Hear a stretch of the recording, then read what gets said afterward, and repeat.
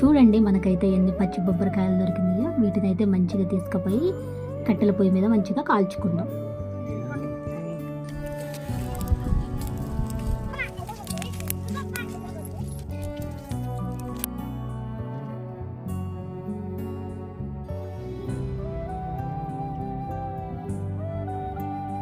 ఇదిగోండి కాల్చిన కాయలు ఇలా ఉంటాయి కింద కాలుస్తే చాలా టేస్ట్ ఉంటాయి.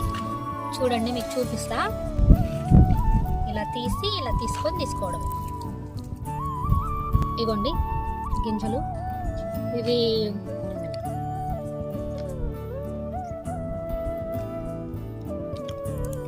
చాలా అంటే చాలా బాగున్నాయి.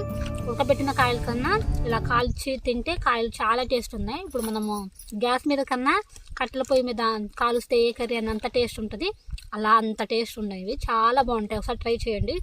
ఈ వీడియో కనుక మీకు నచ్చినట్లయితే లైక్ చేయండి, షేర్ చేయండి.